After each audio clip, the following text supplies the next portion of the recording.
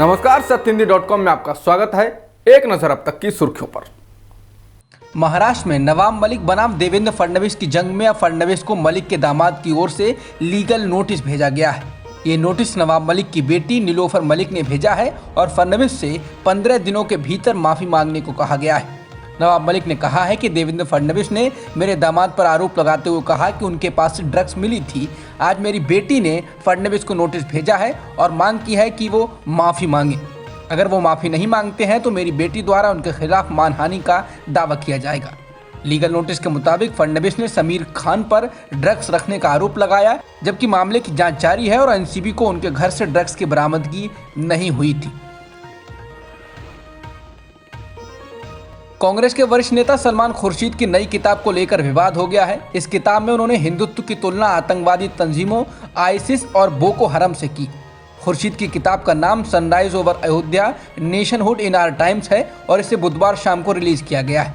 ये बात उन्होंने किताब के द सैफरन स्काई नाम के चैप्टर में कही।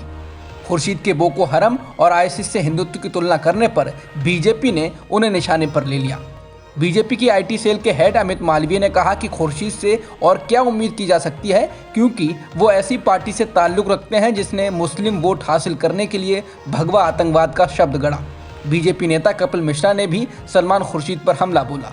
खुर्शीद के खिलाफ शिकायत दर्ज कराई गई है। दिल्ली के वकील विवेक गर्ग ने दिल्ली पुलिस से अपील की है कि वो कांग्रेस नेता के खिलाफ हिंदुत्व को बदनाम करने और इसकी तुलना आतंकवाद से करने पर एफआईआर दर्ज करें। पूर्व विदेश मंत्री सलमान खुर्शीद ने अपनी किताब पर हो रहे विवाद को लेकर कहा कि जो लोग हिंदू धर्म या इस्लाम को नहीं जानते हैं वो लोग ही उनकी किताब पर इस तरह की टिप्पणियां कर सकते हैं। न्यूज़ 18 से बातचीत में उन्होंने कहा कि उन्होंने हिंदू और सनातन धर्म की तारीफ की है, लेकिन बीजेपी और संघ ने जिस तरह से धर्म को टुश दे दिया है उससे स्वीकार नहीं किया जा सकता है। उन्होंने कहा कि क्या किसी को उत्तर प्रदेश, त्रिपुरा और असम में जो कुछ हो रहा है उसे देखकर शांत रहना चाहिए। इस तरह का नया भारत बनाया जा रहा है। गोरखपुर के बीआरडी मेडिकल कॉलेज के बाल रोग विशेषज्ञ डॉक्टर कफील खान को अब नौकरी से बर्खास्त कर दिया गया है। 2017 में ऑक्सीजन की कमी से बच्चों की मौत के मामले में उन्हें निलंबित किया गया था।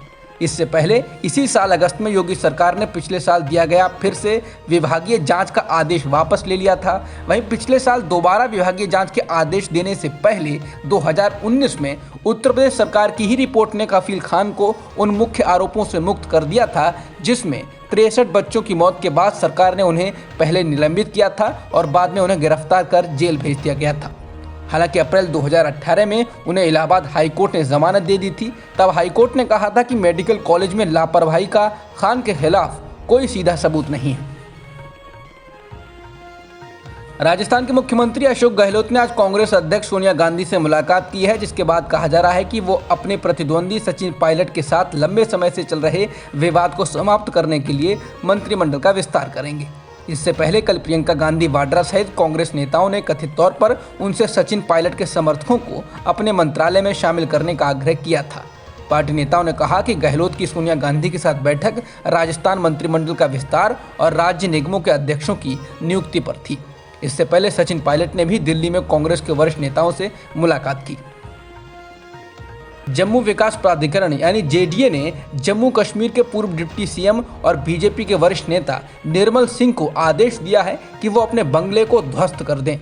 ये बंगला जम्मू के नगरोटा इलाके में बना है। जेडीए का कहना है कि इसे बिना इजाज़त के बनाया गया है। इस बंगले के पास ही सेना के गोला बारूद का सब डिपो भी है। जेडीयू की ओर से जारी आदेश में निर्मल सिंह की पत्नी ममता सिंह का भी नाम है। जेडीए ने कहा है कि दोनों लोग इस आदेश के जारी होने के 5 दिन के अंदर बंगले को ढहा दें। आदेश 8 नवंबर को जारी किया गया है। जेडीए ने चेतावनी दी है कि यदि वे दिए गए वक्त के भीतर इस अवैध निर्माण को नहीं गिराते हैं तो प्राधिकरण इसे खुद ही गिरा देगा और गिराने में आया खर्च भी उनसे ही वसूल किया जाएगा। बंगाली अभिनेत्री सरबंती चैटर्जी ने गुरुवार को भारतीय जनता पार्टी छोड़ने के अपने फैसले की घोषणा कर दी। वह इस साल 2 मार्च को विधानसभा चुनाव से ठीक पहले पार्टी में शामिल हुई थी। उन्होंने अपना इस्तीफा देने के पीछे कारण बीजेपी की बंगाल को आगे बढ़ाने के लिए पहल और ईमानदारी की कमी का हवाला दिया। वहीं उन्होंने ममता बनर्जी की पार्टी टीएमसी में शामिल होने को लेकर कहा कि वो वक्त बताएगा। उत्तर प्रदेश के कासगंज में पुलिस हिरासत में हुई मौत के मामले में एक नया व अजीब मोड़ आ गया है।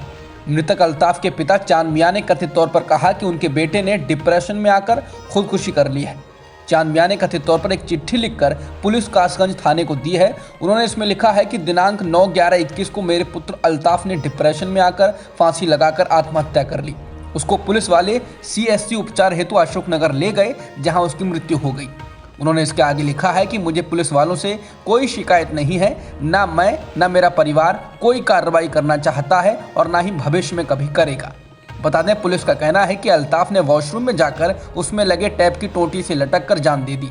हालांकि ये बात किसी को भी हजम नहीं हो रही है, क्योंकि करीब 2 फीट ऊंचाई पर ही टैप है।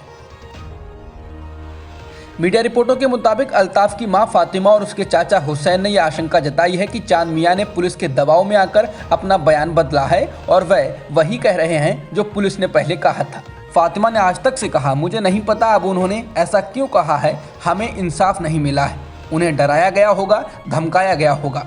बता दें, पहले अल्ताफ के पिता ने कहा था कि उनके बेटे की पुलिस ने हिरासत में हत्या कर दी है।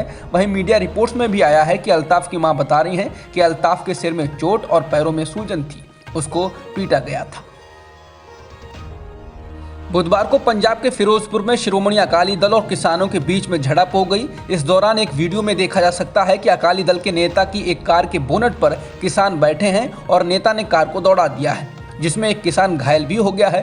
किसानों का कहना है कि ये लखीमपुर खीरी जैसी ही घटना थी, हालांकि इसमें किसान भाग्यशाली निकले और बच गए। दरअसल पूर्व केंद्रीय मंत्री हरसिमरत कौर बादल चुनाव प्रचार के लिए यहां पहुंची थीं। इस दौरान वहां किसान भी पहुंच गए और उनसे सवाल पूछना चाहते थे। किसानों का कहना है कि उनको सवाल तो नहीं पूछने दिए गए, बल्कि यूथ अकाली दल के लोगों ने कुछ किसानों की पिटाई की और हवाई फायरिंग भी की।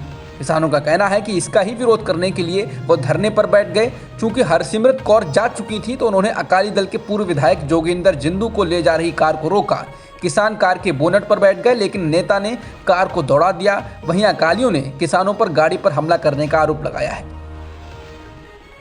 राजस्थान में जल्द ही गहलोत कैबिनेट का विस्तार होने की अटकलें एक बार फिर तेज हो गई हैं। मुख्यमंत्री अशोक गहलोत बुधवार को दिल्ली पहुंचे और यहां उन्होंने कांग्रेस महासचिव प्रियंका गांधी वाड्रा समेत कई बड़े नेताओं से मुलाकात की।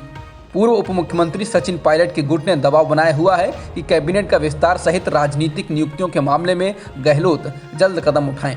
कांग्रेस नेताओं के साथ गहलोत की ये बैठक 3 घंटे तक चली। इस दौरान राजस्थान कांग्रेस के प्रभारी अजय माकन और महासचिव संगठन KC वेणुगोपाल भी मौजूद रहे।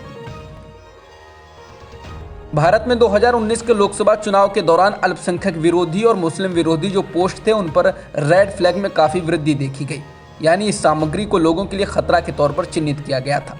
बंगाल और असम चुनाव के दौरान भी ऐसी घटनाओं में वृद्धि हुई। इंडियन एक्सप्रेस के अनुसार इस प्रकार की घटनाओं में असम के मुख्यमंत्री हेमंत बिस्वा शर्मा भी शामिल रहे। उनको भी फेसबुक पर भड़काऊ व अफवाहों को फैलाने के लिए चिन्हित किया गया था।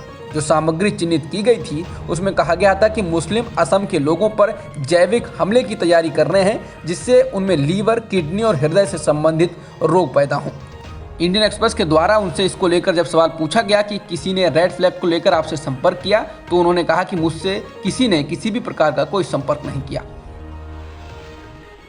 न्यूजीलैंड में हो रहे एशिया पैसिफिक इकोनॉमिक कोऑपरेशन यानी APEC के सम्मेलन में चीन के राष्ट्रपति शी जिनपिंग ने कहा कि एशिया प्रशांत इलाके में शीत युद्ध के दौर जैसे तनाव की स्थिति पैदा नहीं होनी चाहिए। वीडियो संदेश के जरिए शी जिनपिंग ने कहा कि भू राजनीतिक स्तर पर इस इलाके को छोटे गुटों में बांटने की कोशिशें नाकाम हो जाएंगी।